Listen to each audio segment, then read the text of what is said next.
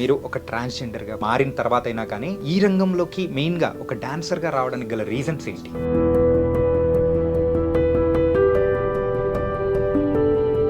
నేను ఆ ప్రోగ్రామ్ చూసి నేను కూడా ఇట్లా ఇంతమంది జనాల్లో నేను కూడా కనబడాలి కదా అనే పట్టుతో నేను ప్రోగ్రామ్ నేర్చుకున్నాను సార్. మీరు ఒక డాన్సర్గా అయితే ప్రస్తుతం మరి ముందుకు దూసుకెళ్తున్నారు. డాక్టరేట్ సాధించడం అనేది కూడా చాలా కష్టం. సో మీరు ఆ డాక్టరేట్ అనేది కూడా సాధించుకొని ఎంతో మందికి ఆదర్శంగా కూడా ముందుకెళ్తున్నారు. అది ఎలా సాధ్యం? నేను ఎటువంటి వేరే ఆలోచన ఏం పెట్టుకోకున్నట్లా భజనే నా జీవితం అనుకొని గురువులకు నమ్ముకొని నన్ను ఆదరిస్తున్న ఫాలోవర్స్ అందరి నుంచి నేను ఈ పేరు సంపాదించుకొని వాళ్ళు ఆదరిస్తున్నందుకు నేను డాక్టరేట్ సంపాదించుకున్నాను సార్. పూర్వకాలం నుంచి ఎప్పటి నుంచో మనం చూస్తుంటాం చెక్క భజన అనేది ఫేమస్.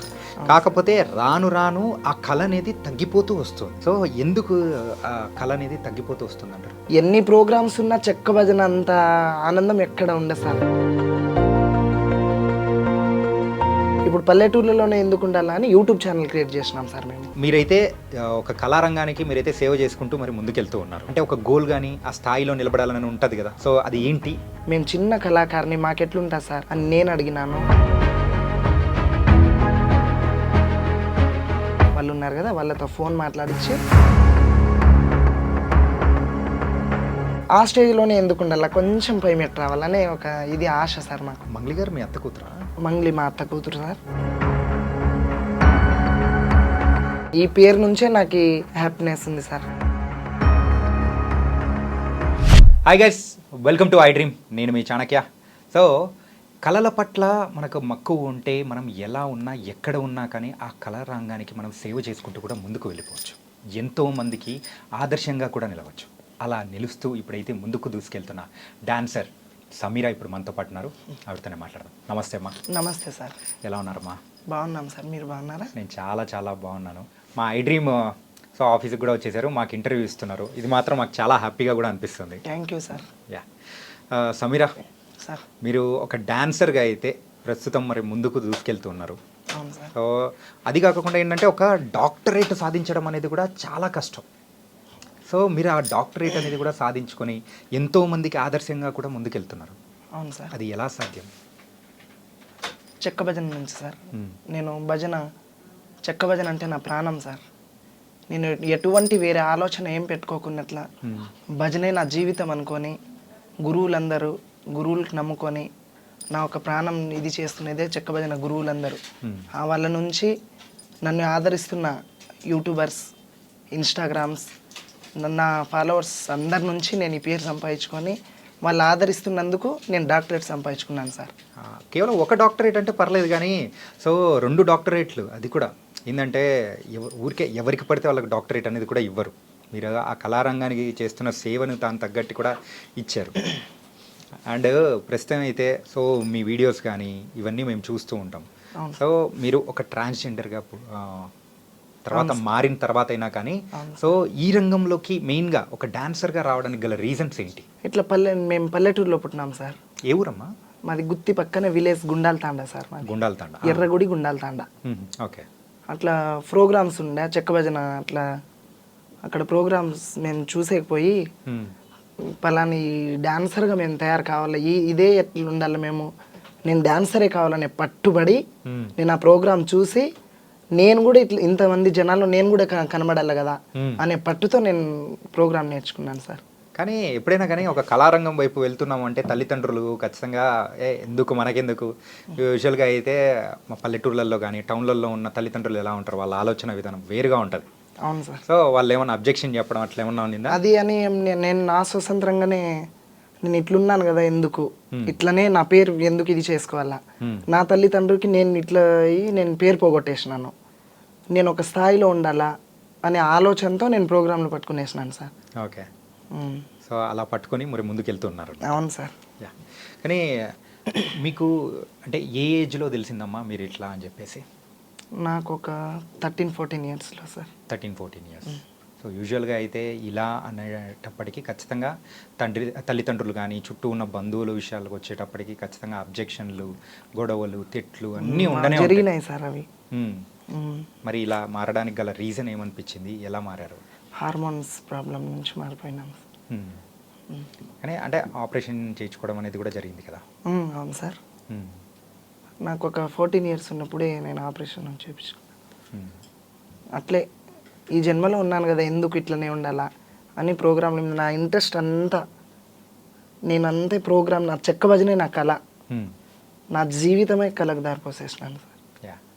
అండ్ మరి మీరు మారిన తర్వాత సో ఇంట్లో వాళ్ళు మిమ్మల్ని బాగానే యాక్సెప్ట్ చేశారా? బాధపడినారు సార్, కొన్ని రోజులు బాధపడినారు.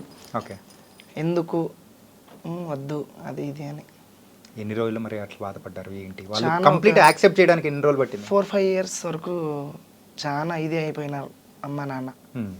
వాళ్ళకి ఎందుకు ఇది చేయాలా అని చెప్పేసి నేనే కొంచెం సింగిల్గా ఉండిపోయినా. సింగిల్గా ఉండి కూడా నేను ఎక్కడ బయట బెగ్గింగ్స్ కానీ అటువంటి ఆలోచనలు ఏం పెట్టుకోలే. ఇదే ఈ జన ఆకర్షణ బట్టి, నేను ప్రోగ్రాంలు బట్టి, నేను ప్రోగ్రామ్తోనే దూసుకెళ్ళిపోతున్నాను సార్. అంటే మీకు నార్మల్గా ఈ చెక్క భజన కానీ డాన్సింగ్ కానీ ఇలాంటివన్నీ ఏ ఏజ్ నుంచి మొదలైంది? నేను 14 years దాటిన తర్వాత 1 year నేను ఇంటికాడున్నాను సార్. తర్వాత రమాదేవి అని ఒక ఆమె భజన డాన్సర్ అనమాట. రమాదేవి తర్వాత ఆమెకు చూసి నేను కదా ఈ ప్రోగ్రాంలు మనం చేస్తే మనకి ఇంతమంది చూస్తారు కదా, గురువులు ఇంత మంచి గురువులు ఉన్నారు, వాళ్ళలో నేను ఒక వాళ్ళ బిడ్డగా నేను పొందాలి ప్రోగ్రాంలలో అని అనుకొని నేను ప్రోగ్రాంల మీదే నా ఇంట్రెస్ట్ అంతా ప్రోగ్రాంల మీదే పెట్టేసినాను సార్. ఏంటంటే సో మీరు మనము ఇంటర్వ్యూ స్టార్ట్ చేసినప్పటి నుంచి మీరు ప్రోగ్రామ్స్, డాన్స్ ప్రోగ్రామ్స్ అని ఇట్లా ఎక్కువ సార్లు కూడా అంటున్నారు. అసలు ఆ ప్రోగ్రామ్స్కి వెళ్ళాలి అని అంటే ఫస్ట్ ఒక స్టార్టింగ్ పాయింట్ అనేది కూడా ఉంటుంది. ఫస్ట్ ప్రదర్శన అనేది కూడా మీరు ఎక్కడ ఇచ్చారు? మేము ప్రోగ్రామ్స్ సార్ మేము బళ్ళారి సైడ్ చేసినాం సార్. బళ్ళారి సైడ్ చేసినప్పుడు అక్కడి నుంచి రెస్పాన్స్ ఎలా ఉంది ఏంటి? అది అప్పుడు ప్రోగ్రామ్ డాన్సర్స్కి అమౌంట్ తక్కువే, మాకు ఛార్జీలకి ఇచ్చినా కూడా ప్రోగ్రాంల కోసమే మేము పోయి ఇది నేర్చుకోవాలా, డబ్బుకు చూసుకోకూడదు అనేసి చెక్క భజనకి ఇది చేసినాం సార్ మేము. ఓకే. స్టార్టింగ్లో మాకు ఛార్జీలకి ఇచ్చి పంపించినా కూడా ఈ ప్రోగ్రామ్ మా సొంతం కావాలా, కళ ఎవరిది సొంతం కాదు కదా అని చేసి కళకు నమ్ముకొని ముందుకు పోతున్నాం సార్. కానీ ఓన్లీ ఛార్జీలకు ఇచ్చారంటే మరి తినడానికి మరి అయితే సర్వైవ్ ఏదో నా జీవితం నేను అట్లనే గడుపుకుంటా నేను ప్రోగ్రాంల కోసమే ఇది చేసినాను సార్. అది ఆ టైంలో మీకు హెల్ప్ చేయడాలు ఎవరైనా హెల్ప్ చేసిన వాళ్ళు ఎవరైనా ఉన్నారా? ఇప్పుడు మామూలుగా చెక్క భజన గురువులే ఉన్నారు. గురువుల నుంచే మేము బ్రతుకుతున్నదే చెక్క భజన గురువుల నుంచి సార్. మాకు ఎటువంటి మేము ఎక్కడ ఏం పనికి వెళ్ళలేము, ఎక్కడ పోలేము, మేము చెక్క భజన గురువుల నుంచే మేము డాన్సర్స్గా అయి మేము బ్రతుకుంటున్నాం సార్. ఏది ఉన్నా మంచి చెడు ఉన్నా మేము చెక్క భజన ఫీల్డ్ నుంచే వాళ్ళ గురువుల నుంచే మేము బతుకుంటున్నాం సార్. ఓకే. యూజువల్గా అయితే చెక్క భజన అంటే మన రాయలసీమ సైడ్ కానీ అటు సైడ్ కానీ ఎక్కువ చూసామంటే పూర్వకాలం నుంచి ఎప్పటి నుంచో మనం చూస్తుంటాం చెక్క భజన అనేది ఫేమస్. కాకపోతే రాను రాను ఆ కళ అనేది తగ్గిపోతూ వస్తుంది. అవును సార్. సో ఎందుకు ఆ కళ అనేది తగ్గిపోతూ వస్తుంది అంటారు? అది చెక్క భజన నుంచి ఇప్పుడు కోలాటాలు అయినాయి సార్. కోలాటం నుంచి అది డ్రామాలు అవి ఇవి అవుతున్నాయి కదా. ఎక్కడో మారుమూల పల్లెటూర్లలో ఉంది చెక్క భజన. ఎన్ని ప్రోగ్రామ్స్ ఉన్నా చెక్క భజన అంత ఆనందం ఎక్కడ ఉండదు సార్. అది మా పట్టు. చెక్క భజనలో ఇంత ఇది ఉన్నారా, ఇంతమంది చూస్తున్నారు కదా మమ్మల్ని, మేము ఈ స్టేజ్లోనే ఎందుకు ఉండాలా, ఇప్పుడు పల్లెటూర్లలోనే ఎందుకు ఉండాలా అని యూట్యూబ్ ఛానల్ క్రియేట్ చేసినాం సార్ మేము. ఓకే. యూట్యూబ్ ఛానల్ క్రియేట్ చేసి 1కి 2 ఛానల్ క్రియేట్ చేసినాం. మాకు చాలా మంది ఫాలోవర్స్, సబ్స్క్రైబర్స్ చాలా మంది ఉంటే ఇంతనే చూస్తున్నారు కదా, మనం పై స్థాయికి పోవాలా అనే పట్టు ఉంది సార్ మాకు. ఓకే. కానీ మరి ఎవరో అంటే మరుగున పడిపోయిన కళ. అవును సార్. దాన్ని మళ్ళీ ఇప్పుడున్న వాళ్ళకి చూపిస్తూ ఉంటే వాళ్ళ దగ్గర నుంచి వస్తున్న కామెంట్స్ కానీ అంటే అప్రిసియేషన్స్ కానీ ఎలా అనిపిస్తుంది? అప్పుడు డాన్సర్స్ లేనప్పుడు కూడా చెక్క భజన అంటే అందరికీ తెలిసినది. డాన్సర్ ఉన్నప్పుడు ఇప్పుడు గురువులు మంచి మంచి గురువులు తయారైనారు, మంచి మంచి డాన్సర్స్ తయారైనారు. ఈ భజన పెడితే ఈ డాన్సర్స్ వస్తారు, ఊర్లలో ఇంత ఇది ఉంటుంది కదా, ఇంత ఎంకరేజ్మెంట్ ఉంటుంది వీళ్ళు వస్తే అన్నట్ల డాన్సర్కు విలువనే, ఒక గురువుకు విలువనే చెక్క భజన నుంచి. ఎన్నో ప్రోగ్రామ్స్ వచ్చినా వాళ్ళకి ఆలోచన వస్తుంది అనమాట, పలానా ఆ గురువుకు పిలిస్తే ఆ డాన్సర్ వస్తుంది, ఈ భజన సక్సెస్ అవుతుంది అన్నట్ల సార్. సో మొత్తానికి అయితే ఇప్పుడు సమీర ఎక్కడికైనా వెళ్ళి మరి ప్రోగ్రామ్ ఇస్తుందంటే ఎంతమంది జనాలు వస్తున్నారేంటి?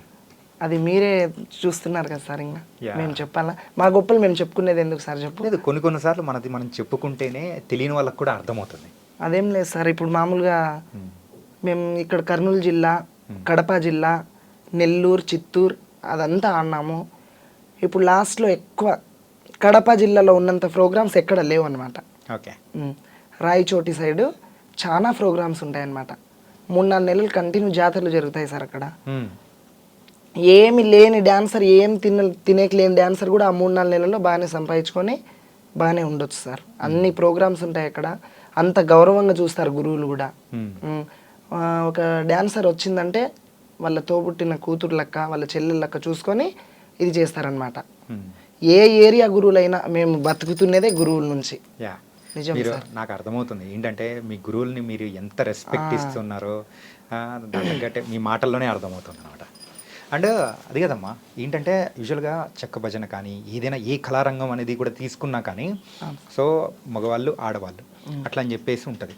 కాకపోతే ఇలా మరి థర్డ్ జెండర్ వాళ్ళు వస్తున్నారు అని అంటే అలా లోపల ఉన్న వాళ్ళు కూడా మరి బాధ పెట్టిన విషయాలు కానీ ఇలాంటివన్నీ చాలా వరకు జరిగే ఉంటాయి కదా. మాకి అలాంటి బాధలు మాకు ఎప్పుడు మాకు చూపిలా. ఇప్పుడు మాకు పిలుస్తున్న వాళ్ళే కదా మాకు బాధ పెట్టాల్సింది. మాకు అట్లా చూడలే సార్. అందరికీ సరి సమానంగా చూసినారు వాళ్ళు. ఏదన్నా ఒక మనిషి మాకు ఇట్లా బాధ పెడుతుంటే కదా మేము బాధపడుతున్నాము అనేకి ఈ కళలో మేము పోతున్నామంటే వాళ్ళు ఎంకరేజ్ చేస్తేనే మేము పోతాం. మేము ఒక్కరే మేము సాధించుకోలేము కదా సార్. గురువులు ఉండాలా, మా గురువుల తరపున నుంచి మాకు ఎంకరేజ్ చేసే ప్రజలు ఉండాలా. ఆ ప్రజల నుంచి మేము ఈ స్థాయికి పోతున్నాం సార్. ఓకే, మొత్తానికైతే మిమ్మల్ని అంత అంటే అలా ఎంకరేజ్ చేశారు కాబట్టి ఈ డాన్సర్ ఇట్లా, ఈ డాన్సర్ ఇట్లా అని చూడరు అనమాట. మాకు ఎటువంటి అందరినీ ఒకటే మాదిరిగా చూస్తారు వాళ్ళు. ఓకే, కానీ ఏంటంటే మీరు ఎంతో మందికి ఇన్స్పిరేషన్ అమ్మా.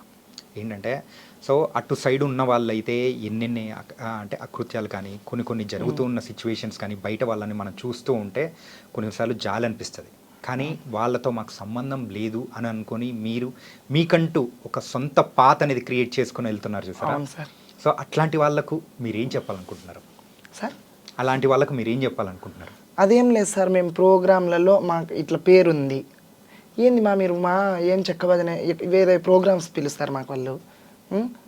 వేరే ప్రోగ్రామ్ పిలిస్తే మేమేమంటాము, ఏంది మీరు ఈ ప్రోగ్రాంలకే ఇది చేస్తారా, మీరు మామూలుగా డీజేకి వెళ్ళరా, మీరు పెళ్లి ప్రోగ్రాంలకు వెళ్ళరా, అట్లా ఇది చేసేటోళ్ళు ఉంటారు. ఇప్పుడు మంచోళ్ళు ఉంటారు, చెడ్డోళ్ళు ఉంటారు. జన ఆకర్షణ అంటే మనకు తెలియదేం లేదు. ఇప్పుడు మనం ఈ స్టేజ్లో ఉన్నామంటే మంచి చెడ్డ చూసుకొని వచ్చింటాం అనమాట. ఇప్పుడు వాళ్ళే ఇది చేస్తున్నారు, వాళ్ళు మమ్మల్ని హేళన చేస్తున్నారని మేము పట్టించుకోలేదు సార్ ఎప్పుడు కూడా. మాకి అందరితో పాటు సరి చూసుకుంటున్నారు. ప్రతి వాళ్ళకి కూడా మేము శిరస్సు ఉంచి నమస్కరిస్తున్నాం. ఎందుకు అని అంటే ఇట్లా సమీరా అంటే ఒక చిన్న పల్లెటూరులో పుట్టినాను సార్ నేను. ఇట్లా డాన్సర్ సమీరా అంటే నేను చాలా చిన్న పల్లెటూరులో పుట్టిన. అట్లా క్యాషో డోల్ మాస్టర్లో ఎక్కడో ప్రోగ్రాం పోతుంటే మాకెక్కడో కనిపించి, గుత్తిలో కనిపించి ఇట్లా రండి మీరు ఆడపిల్లలకు ఉన్నారు ఎందుకు ఈ జీవితంలో అని చెప్పి మాకు తోలుకొని పోయి ఇదిగా చూసుకున్నారు సార్ వాళ్ళు. వాళ్ళ నుంచి మేమేం ఎటువంటి మేము రిమార్క్ కాలే, వాళ్ళు మాకు రిమార్క్ చూడలే. సో ఇప్పటివరకు అట్లాంటి వివక్ష కానీ ఎక్కడ ఏం మీకైతే ఎదురు కాకుండా లేదు సార్. కానీ ఒక విషయం మీలో అదృష్టం ఏంటంటే సో ఇలా వచ్చిన వాళ్ళు ఎవరైనా కానీ కొన్ని తప్పుడు మార్గాల్లో వెళ్ళిపోవడం కానీ సో బయట అన్ని జరుగుతూ ఉన్నా కానీ అట్లా లేకోకుండా కానీ సో మీరు ముందుకు వెళ్తున్నారు చూసారా, దానికి మాత్రం నిజంగా అప్రిషియేట్ చేయాలమ్మా. Thank you sir. నిజంగా సూపర్. అండ్ సో ఇప్పుడు మీరైతే ఒక కళారంగానికి మీరైతే సేవ చేసుకుంటూ మరి ముందుకెళ్తూ ఉన్నారు. సో ఒక గోల్ అనేది ఉంటుంది. సో నేను ఎప్పటికైనా కానీ అలా నిలబడాలి, సో ఆ స్థాయిలో ఉండాలి అని చెప్పేసి పక్కా అనుకుంటారు. మీకు కూడా అదే అంటే ఒక గోల్ కానీ ఆ స్థాయిలో నిలబడాలని ఉంటుంది కదా, సో అది ఏంటి? ఆయన భిక్షు నాయక్ అని ఉన్నారు, మంగ్లీ మా అత్త కూతురు సార్. ఆమెకు తీసుకొచ్చిన ఆయన భిక్షు నాయక్. ఓ మంగ్లీ గారు మీ అత్త కూతురా? ఓకే. ఆయన డైరెక్టర్ మురళీ మధు అన్న వాళ్ళు ఉన్నారు కదా, వాళ్ళతో ఫోన్ మాట్లాడించి నాకు ఇట్లా మీరు ఈ విధంగా ఉన్నారు కదా, మీరు టీవీలోకి వచ్చే ఛాన్సెస్ ఉంటాయి, రావాల మీరు అని అంటే, మేము చిన్న కళాకారిని మాకెట్లుంటా సార్ అని నేను అడిగినాను. లేదు మీ దాని గురించి మీరే చెప్పుకోవడం ఎందుకు, మీరు రండి హైదరాబాద్కి అని చెప్పి ఇంటర్వ్యూకి పిలిచింటే మేము ఒక్కసారి వచ్చి దీనిల గురించి తెలియజేసుకుంటున్నాం సార్. మా గోల్ అనేది అదే, ఆ స్టేజ్లోనే ఎందుకు ఉండాలి, కొంచెం పై మెట్టు రావాలనే ఒక ఇది ఆశ సార్ మాకు. ఆశ ఏంటంటే మనం ఒక కళలు కనాలి, ఆ కళలు నెరవేర్చుకోవాలంటే ఆ పట్టుదల కూడా ఉండాలి. కానీ అది మీలో ఎక్కువగా కూడా ఉందమ్మా. Thank you sir. అండ్ అలాగే మన మంగ్లీ గారు మీ అత్త కూతురు అని చెప్పేసి అన్నారు కదా, సో తర్వాత ఇప్పుడైతే మంగ్లీ గారు అంటే ఒక ఫేమస్ సింగర్గా అయ్యారు, మీరు కూడా ఒక కళారంగం నుంచే ఉన్నారు. ఎప్పుడైనా మీట్ అవ్వడం కానీ మాట్లాడడం కానీ అవుతాం సార్. మామూలుగా ఊర్లోకి వస్తే ఆమె మా అత్త కూతురే సార్. వాళ్ళ తమ్ముడు శివ మాకు కాంటాక్ట్లో ఉంటాడనమాట, సత్య వాళ్ళ చెల్లెలు. మేమంతా మా అక్క వాళ్ళందరూ ఒక క్లాస్మేట్ అనమాట. ఓకే. మాకు తెలిసిపోతుంది అనమాట. వాళ్ళ అమ్మ నాన్నలు మా ఊరికి వస్తుంటారు, మా ఇండ్లకు వస్తుంటారు. అత్త కూతురు అంటే ఇంకా మాకు రిలేటివ్స్ కదా, తెలిసిపోతా సార్. మామూలుగా మాట్లాడతాం, కలుస్తాం, చేస్తాం. చెక్క భజన కానీ ఇలాంటివన్నీ చేస్తున్నారు. సో మీరు కూడా ఏంటంటే ఒక ముందుకు వెళ్ళాలి అని అనుకున్న వాళ్ళు, సో ఒక డాన్సర్గా ముందుకెళ్తున్నారు. ఒక ప్రైవేట్ ఆల్బమ్ సాంగ్స్ కూడా చేయాలని మీకు కూడా అనిపించి ఉంటుంది కదా? అనిపించి ఉంటుందంటే అంత ఇది ఉండదు కదా మనతో అనే భయం పుడుతుంది సార్ కొంచెం. ఇప్పుడు ఎప్పుడు చూడని దానికి చూసేకి వెళ్తే మనకు కొంచెం ఇది అవుతుంది కదా. యా. సో ఏం లేదు, ఎందుకు అడుగుతున్నా అంటే ఆల్రెడీ మంచి మంచి సింగర్స్ మీ ఇళ్ళలోనే ఉన్నారు ఆల్రెడీ. మంగ్లీ గారు కానీ, సో వాళ్ళ చెల్లెలు సత్య గారు కానీ ఆల్రెడీ మంచి సాంగ్స్ పాడుతూ ముందుకెళ్తూ ఉన్నారు. మేము లంబాడి కదా సార్. అయితే ఉందమ్మా. సో ఒక కళారంగాన్ని ప్రోత్సహిస్తూ ముందుకెళ్తున్నప్పుడు అలా ఇలా అని ఏముండదమ్మా. సో ముందుకెళ్తూ ఉన్నారు హ్యాపీగా. ఏంటంటే సో మంగ్లీ గారితో కూడా ఒక సాంగ్ పాడిచ్చి కూడా మీరు డాన్స్ వేసి అట్లా ముందుకెళ్ళారంటే ఇంకా బాగుంటుందేమో అని కూడా అనిపించి అడుగుతున్నాను అనమాట. ఫ్యూచర్లో చేద్దాం సార్. యా. మనం అంత సక్సెస్, మన బతుకు బాగుంటే ఖచ్చితంగా సాధిద్దాం సార్. ఓకే. అండ్ మీకు డాక్టరేట్స్ అనేది కూడా వచ్చాయి. అండ్ సో ఒక డాక్టర్, మరి మీ పేరు ముందు కూడా ఒక డాక్టర్ అనేది కూడా పెట్టుకునేంత అర్హత అనేది కూడా సాధించుకున్నారు. సో మీరు ఏం చదువుకున్నారు? నేను 9th క్లాసే చదువుకున్నాను సార్. 9th class. ఎందుకు ఆపేశారు చదువు అనేది కూడా? ఏదో నాకు ఇంట్రెస్ట్ పుట్టేలా, నా హార్మోన్స్ ప్రాబ్లం అయ్యి నేను అటు వెళ్ళిపోయినాను. కానీ చదువు అంటే నాకు ఇంట్రెస్ట్ లేదు సార్. ఓకే. చదువు అనేది ఇంట్రెస్ట్ లేకుండానే ఆపేసి ఈ కళారంగం అయిపోయిన తర్వాత. ఓకే, నైస్ మా. ఏంటంటే సో మీరు ఇంత చేస్తూ ముందుకెళ్తూ ఉన్నారు. సో కానీ ఏంటంటే ఆ డబ్బు విషయంగా పరంగా కూడా ఎక్కడో ఒక చోట మనకు పడిన బాధలు అనేది కూడా ఉంటాయి కదా ప్రోగ్రామ్స్ లేని టైంలో. అవును సార్. సో మీ కెరియర్ స్టార్టింగ్లో కూడా సో డబ్బు లేకుండా ఇబ్బంది పడిన సందర్భాలు కానీ అట్లా ఏమైనా ఉన్నాయా? దండిగా ఉన్నాయి సార్. ప్రోగ్రాంలు జరగవు. ఇప్పుడు కరోనా టైంలోనే ఎక్కడ లేకోకుండా ఎట్లా కూర్చునేసినాం ఇంటికాడే. బయటికి తిరిగే సిచ్యువేషన్లో లేము ఇప్పుడు, మీకైనా మాకైనా. ప్రోగ్రాంలు లేకోకున్న టైంలో నేను బయటికి ఎక్కడ పోలేదు సార్. మామూలుగా తల్లిదండ్రి మీదే ఆధారపడి బతికిన. తల్లిదండ్రినే చూసుకున్నారు సార్ ఆ టైంలో నాకు. నేను ఎటువంటి సమస్యల్లో అయినా చాలా పేదరికం నుంచి పుట్టి బయటకు వచ్చినాం సార్ మేము. మా తల్లి తండ్రి చాలా పేదవాళ్ళు. ఆ పేదరికం నుంచి వాళ్ళు ఏం చేసినారో, నేను ఇట్లా ఉన్నా కూడా ఇంటి మీదే పోయి కూర్చునేసిన, నేనేం చేసుకోలేకపోయినా బయటికి పోయి అని చెప్పేసి ఇంటికాడే కూర్చునేసిన. అమ్మ నాన్ననే చూసుకున్నారు సార్ నాకు ప్రతిదీ. కానీ ఇప్పుడు వాళ్ళని ఎవరు చూసుకుంటున్నారు? నేనే చూసుకుంటున్నాను. అంతే కదా. ఇప్పుడు మన దగ్గర లేని టైంలో మనకు గుర్తొచ్చేది తల్లిదండ్రులే. అవును సార్. అలాంటి టైంలో మనకు బాగున్నప్పుడు మనం చూసుకోవాల్సిన ఎవరిని వాళ్ళనే చూసుకుంటున్నా సార్. ఏదో నా అయిన కాటికి నేను కష్టపడి చూసుకుంటున్నా. యాజ్ ఎ డాన్సర్గా అయితే మీ కెరియర్ని మలుచుకొని మరి ముందుకెళ్తూ ఉన్నారు. కాకపోతే మనల్ని ఎంత ఆకాశానికి లేపే వాళ్ళు ఉంటారో టక్కున రాయితో కొట్టే వాళ్ళు కూడా ఉండే ఉంటారు, విమర్శించేవాళ్ళు. అవును సార్. సో అలాంటి విమర్శలు కొన్ని మనం విన్నప్పుడు కూడా బాధపడి అక్కడే ఆగిపోయిన సందర్భాలు కూడా ఉంటాయి. ఖచ్చితంగా ఉన్నాయి సార్. సో మీ లైఫ్లో కూడా అట్లాంటిది ఏమన్నా? మామూలుగా ఈ కళారంగంలోనే నా ముందు గొప్పలు చెప్పుకొని సమీర ఇట్లా, సమీర అంటే అట్లా, సమీర వస్తే ఇట్లా అని చెప్పి నేను వెళ్ళిన తర్వాత వాళ్ళతో ఒక మాట చెప్పి వాళ్ళు వచ్చి నా ముందర చెప్పి నేను ఏడ్చుకొని ఉన్న రోజులు, వాళ్ళ కోసం నేను ప్రోగ్రాంలు ఆపుకున్న రోజులు చాలా ఉన్నాయి సార్. ఆ ప్రోగ్రాంలలో నేను సింగిల్గా పోతే నన్ను హేళన చేసి, నన్ను కించపరిచి, వాళ్ళని ఇట్లా చేయాలా అట్లా చేయాలా అని వాళ్ళు మాట్లాడి నన్ను ఇది చేసిన రోజులు చాలా ఉన్నాయి సార్ అవి. అయినా నేను దానిలోకి ఇది అనుకోకుండా చేసిన వాళ్ళు నా వాళ్ళే, చేయని వాళ్ళు నా వాళ్ళే అని అనుకొని అందరినీ నా వాళ్ళే అని అనుకొని ముందుకు పోతున్నాం సార్ మేము. కానీ ఎవరైనా కానీ ఎక్కడైనా ఆగిపోతుంటారు. కానీ మీరు ఆగిపోకుండా ముందుకు వెళ్ళడానికి ఎవరో ఒకరు వెన్ను తట్టి ప్రోత్సహించిన వాళ్ళు ఉంటారు కదా. ఇప్పుడు వాళ్ళని కొంచెం మనసులో పెట్టుకొని వాళ్ళతో మంచిగానే ఉండి మంచిగా పక్కన పెట్టి, మళ్ళీ గురువులు ఒక గురువుకే కాదు కదా మేము పోయేది, ఎంతోమంది గురువులు, చెక్క భజన గురువులు. మేము డాన్సర్స్ చాలా మంది ఉన్నాము, గురువులు ఎంతో. మేము డాన్సర్స్ ఒక 100 మంది ఉంటే 1000 మంది గురువులు ఉన్నారు సార్. ఇప్పుడు వాళ్ళు ఈ గురువుకి నేను పనికి రాకోకుంటే ఇంకో గురువు కన్నా పనికి వస్తాయి కదా. ఇప్పుడు వాళ్ళు ఏదో చెప్పి నన్ను ఆపేసినారు వాటికి, సరే అది బాగుంది, అక్కడే నేను ఆగిపోను కదా. నా జీవితం నేను ఏదో ఒక రకంగా ముందుకు సాగించుకోవాలి కదా సార్. మళ్ళీ నేను ఇట్లనే ఉండాలా అని చెప్పి అందరితో బాగుండి, నేను ఈ మన ఏరియా కర్నూలు జిల్లా కొన్ని ఏళ్ళు అన్నాను. ఇప్పుడు ఒక 4-5 ఇయర్స్ నుంచి నేను కడప రాయచోటి సైడ్ ఆడుతున్నాను సార్. అక్కడ కంటిన్యూ ఒక గురువుకే పోతున్నా అనమాట నేను. మీరు స్టార్టింగ్ నుంచి గురువులు అని చెప్పేసి మీకు ఎక్కడున్నా కానీ సపోర్ట్ ఇచ్చారని చెప్పేసి అంటున్నారు. అవును సార్. మరి అంత సపోర్ట్ ఇచ్చిన గురువులు ఎవరు ఏంటి? ఇప్పుడు ఒక్కరు అని కాదు సార్, ఇప్పుడు అందరికీ నేను పనికొచ్చే డాన్సర్నే. డాన్సర్ అంటే ప్రతి ఒక్క గురువుకి పనికొచ్చేటోళ్ళే. అందరు గురువులు సపోర్ట్గా మా కళాకారుల కుటుంబం చాలా ఒక తల్లి బిడ్డలుగా ఉంటాం సార్ మేము. ఒకరు ఏదైనా ఇబ్బంది వచ్చినా మేము అందరం ఒక గ్రూప్ అనేది ఉంటుంది మాకి. పలాని మనిషికి ఇబ్బంది ఉంది, పలాని మనిషి ఈ సిచ్యువేషన్లో ఉంది, ఆ మనిషికి మనం అందరం సహాయం చేసుకోవాలి అని చెప్పి మాట్లాడుకొని మేము డాన్సర్లు, మేము గురువులు అందరు చాలా మంది కలిసి మేము తోచిన కాటికి సహాయం చేసుకొని మేము అందరం ఒక తల్లి కుటుంబం లెక్క మేము గడుపుకుంటాం అనమాట. ఇప్పుడు పలానా ఒక మనిషి బాగలేదు మంచంలో ఉన్నాడు అని అనుకో, ఆ మనిషితో పోయి మేమందరం కలిసి మేమందరం డిసైడ్ చేసుకుంటాం అనమాట. ఒకసారి పలానా మనిషి దగ్గర మనం పోవాలా అట్లా అని. నాకు ఏదైనా ఇబ్బంది ఉందనుకో నేను గ్రూప్లో పెడతా, నాకు ఈ పరిస్థితి నాకు బాగలేదు సార్ అని. అట్లాంటి రోజులు చాలా ఉన్నాయి, నాకు చాలా హెల్ప్ చేసిన రోజులు ఉన్నాయి సార్.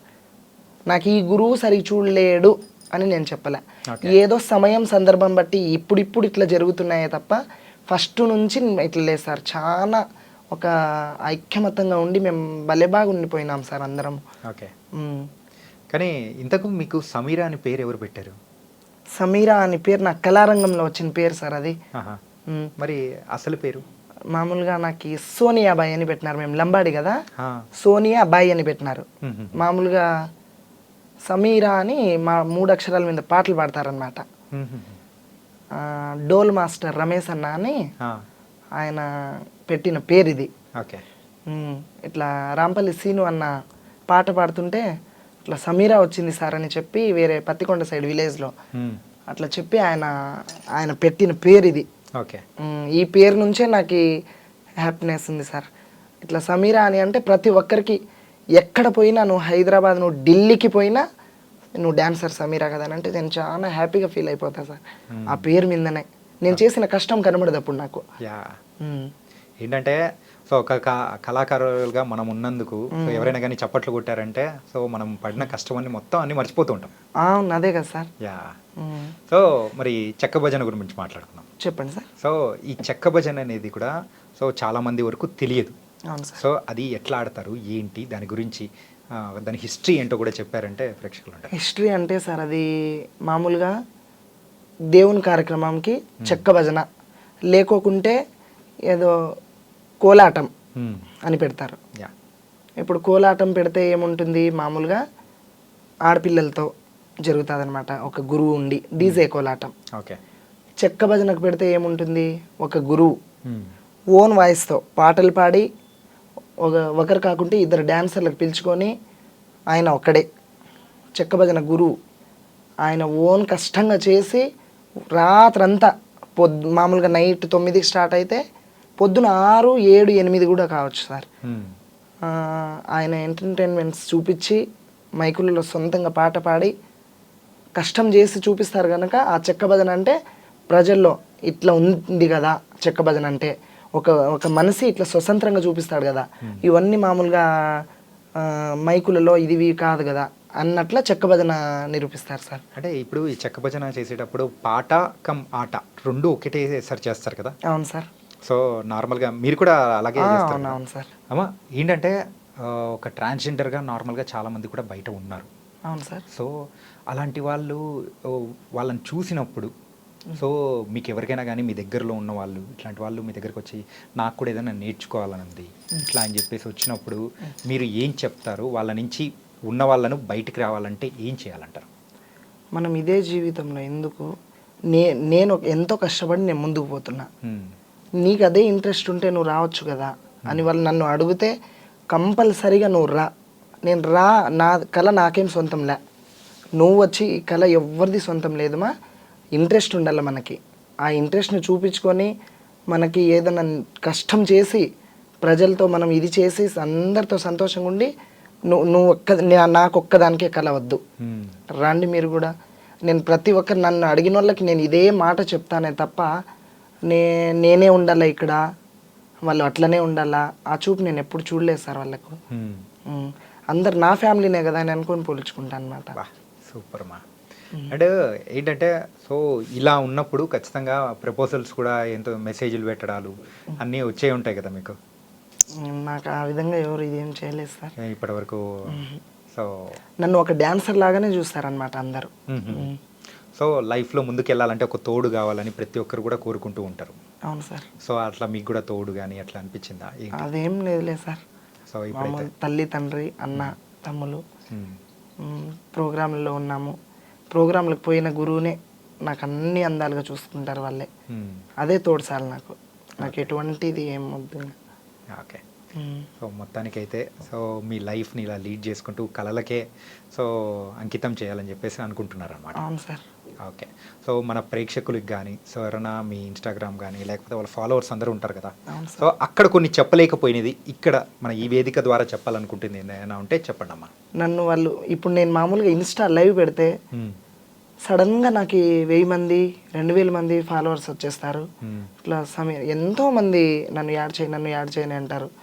ఆ ఇన్స్టా లైవ్లో వాళ్ళకి చూసి వాళ్ళు మాట్లాడే మాటలకి ఆ సంతోషం తట్టుకోక, ఇది కదా నేను పేరు సంపాదించుకునేది, ఇది కదా ఈ పేరుతోనే ఉండకూడదు, నాకు ఆ సంతోషం చాలు, బయట జనాల నుంచి నేను ఇంత ఉన్నాను కదా అనే ఆలోచనతో నాకు ఎంతో హ్యాపీనెస్గా ఫీల్ అయిపోతా సార్. నా నాకు ఇన్స్టా వల్లే కాదు, నా ఫేస్బుక్, నా ఇన్స్టా ఫ్యామిలీ, నా యూట్యూబర్స్ వాళ్ళందరి నుంచి నేను ఈ పేరు సంపాదించుకున్నాను. నేను ఒక్కదాన్నే కష్టం చేసి సంపాదిలా సార్. నన్ను వాళ్ళు ఆదరిస్తేనే నేను ముందుకు పోతాను. నేను ఎంత ఉన్నా కూడా నేను ఈడ ఆడదాన్ని ఇక్కడే ఆడుతుంటా. ఒకరు చూసి నన్ను వాళ్ళు ఇది చేస్తే ఎంకరేజ్ చేస్తేనే కదా సార్. అండ్ ఇప్పుడు మీ లైఫ్ ఏదైతే ఉందో సో ఈ సోషల్ మీడియాకి రాకముందు ఎలా ఉంది, వచ్చి మీరు దానిలోకి ఎంటర్ అయిన తర్వాత ఎలా ఉంది? ఈ ప్రోగ్రాంలు చేసి ఈ సోషల్ మీడియాలోకి వచ్చిన తర్వాతనే మా లైఫ్ చాలా బాగుంది సార్. అంతకుముందు మేము చాలా పేదరికంగా బతికినాం సార్. అంటే ఇప్పుడు ఈ సోషల్ మీడియా ద్వారా మీకు అంటే డబ్బులు సంపాదించుకునే మార్గాలు పెరిగాయంటారా లేకపోతే ఎలా? సోషల్ మీడియా నుంచే కాదు, మేము చేస్తున్న కష్టం నుంచి ఈ సోషల్ మీడియాతో మా పేరు పక్కకు పోయి ఈ స్టేజ్లోనే కాదు, ఈ జిల్లానే కాదు, ఇంకొక జిల్లాలో కూడా పలానా డాన్సర్ రావాలా, ఈ ప్రోగ్రామ్ హైలైట్ ఉంటుంది, పలానా గురువే రావాలా. ఇప్పుడు మేము చేయాలంటే ఇట్లా రాయచోటి అశోక్, సమీరా ఉంటే ఈ ప్రోగ్రామ్ చాలా బాగుంటుందన్నమాట అని వాళ్ళు అడిగిన వాళ్ళ కాడపోయి వేరే వాళ్ళు చెప్పడం ఉంటుంది, చాలా ఉంటాయన్నమాట. అయినా అందరం ఒకటే అని కలిసికట్టుగా వెళ్ళిపోతాం ప్రోగ్రాంలలో మేము. సో మొత్తానికైతే కొత్త కొత్త విషయాలు కానీ మాతో చాలా చక్కగా షేర్ చేసుకున్నారు. అండ్ అసలు డాన్సర్ సమీరా అంటే ఏంటి, ఎక్కడి నుంచి వచ్చారు అనేది కూడా మా ప్రేక్షకులకి చాలా చక్కగా వివరించారు. So thank you so much మా. Thank you sir. యా.